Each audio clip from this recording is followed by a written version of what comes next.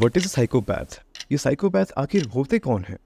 दोस्तों, अगर बिल्कुल बेसिक से समझने की कोशिश की जाए तो साइकोपैथ उन लोगों को कहा जाता है जो कैलस यानी कठोर, अनइमोशनल यानी भावहीन और मोरली डिप्रीव्ड यानी नैतिक रूप से भ्रष्ट हों। ये अक्सर egocentric, anti social, criminal tendencies रखने वाले लोग होते हैं। इन्हें पहचानना मुश्किल ज़रूर है लेकिन असंभव बिल्कुल नहीं। तो चलिए दोस्तों, आज के इस वीडियो में हम साइकोपैथिक कैरेक्टरिस्टिक्स, इसकी हिस्ट्री और तमाम चीज़ों के बारे में डिस्कस करते हैं कि कैसे एक साइकोपैथ को पहचानें। सोशियोपैथ और साइकोपैथ में आखिर क्या अंतर होता है? In today's video let's know everything about the mind of a psychopath. Individuals are also characterized by not having typical attachment relationships with other people, so they are happy to interact with other people as long as it's beneficial to them.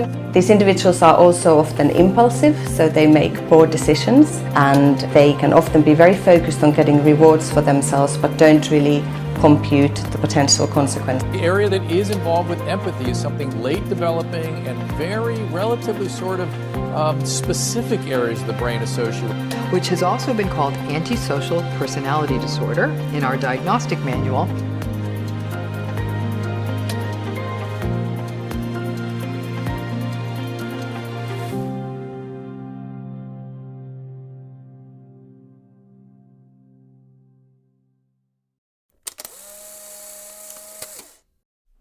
Psychopathic behaviour varies greatly from one individual to another.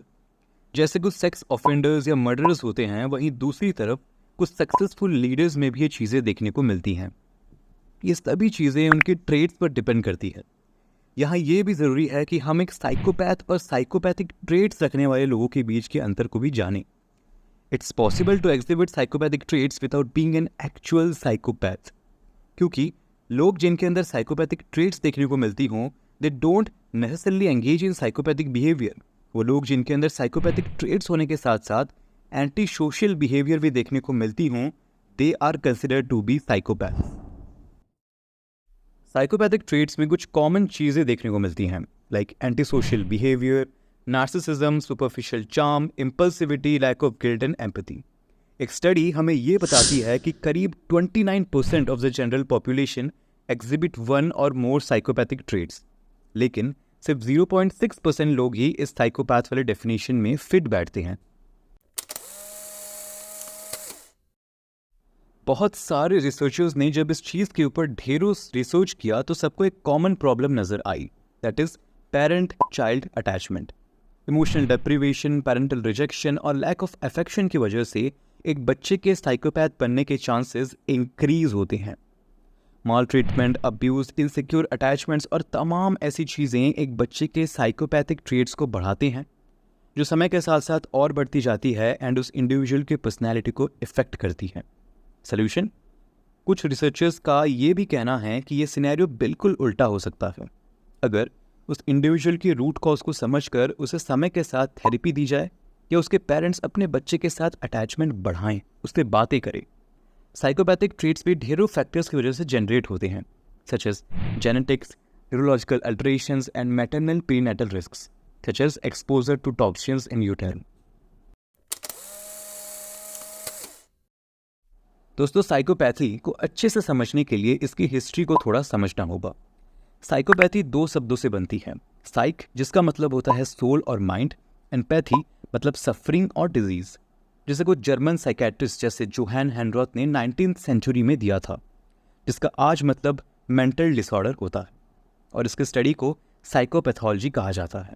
ये term उस ज़माने में तो popular नहीं थी, लेकिन समय के साथ साथ जब ये चीज़ें बढ़ने लगी, अर्ली 20th सेंचुरी में जब ये टर्म्स साइकोपैथी, कॉन्स्टिट्यूशनल साइकोपैथ्स और साइकोपैथिक पर्सनैलिटीज जैसे टर्म्स यूज़ किए जाने लगे to cover anyone who violated legal और मोरल एक्सपेक्टेशंस, तब लोगों को इसके बारे में पता चला।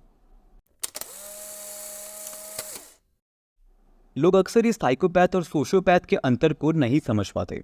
इन दोनों टर्म्स के बीच काफ़ी अंतर होता है और इनकी different patterns of traits and behaviours देखने को मिलती हैं। साइकोपैथ्स में विवेक यानी कॉन्साइंस की कमी देखने को मिलती है तथा ये सहानुभूति यानी एम्पैथी महसूस नहीं करते हैं। वे देखभाल करने का दिखावा कर सकते हैं, लेकिन अक्सर ठंडे दिल या यहाँ तक कि अपने क्रिमिनल बिहेवियर्स को छिपाने के लिए एक सामान्य सा मुखौटा सोसाइटी में बनाए रखते हैं। दूसरी तरफ सोशियोपैथ्स कुछ मात्रा में अपने एक्शन के प्रति एम्पैथी और रिमोर्स एक्सपीरियंस करते हैं। वे सामान्य बिहेवियर और रूटीन बनाए रखने के लिए स्ट्रगल करते हैं। एक सोशियोपैथ ये पहचान सकता है कि उसके काम गलत हैं और अक्सर गिल्ट महसूस भी करता है, लेकिन इन सब के बावजूद भी वो गलत कामों को जारी रखने का कोई ना कोई रास्ता ज़रूर निकाल लेता है। कुछ लिटरेचर का ये कहना है कि साइकोपैथ जनरल पॉपुलेशन से ज़्यादा वायलेंट नेचर के देखने को मिलते हैं। काफ़ी स्टडीज़ ने साइकोपैथिक ट्रेट्स को वायलेंस से जोड़ा है तथा कोर्ट सिस्टम्स ने भी क्रिमिनल्स की साइकोपैथिक टेंडेंसी से उनके फ्यूचर में करने वाले वायलेंस को प्रेडिक्ट किया है। कुछ काफ़ी जाने माने साइकोपैथ्स जिनमें वायलेंट क्रिमिनल बिहेवियर देखने को मिली, जैसे Ted Bundy, Charles Manson, Jeffrey Dahmer and Jack the Ripper. लेकिन सारे साइकोपैथ्स वायलेंट नहीं होते। Some are even considered good human beings. Studies का यह भी कहना है कि कुछ सक्सेसफुल साइकोपैथ्स लीडरशिप पोजीशन के लिए भी सिलेक्ट होते हैं तथा उनके ट्रेट्स भी काफ़ी अलग होते हैं, जो उनको अपने एंटी सोशल इम्पल्सेस को मैनेज करने का काम करती हैं। इंटरनेट पे देखी जाए तो इसके ढेरों सारे टेस्ट देखने को मिलते हैं, लेकिन 2 टेस्ट जो अक्सर किए जाते हैं वो हैं साइकोपैथी चेकलिस्ट रिवाइज्ड PCLR और साइकोपैथिक पर्सनैलिटी इन्वेंट्री PPL।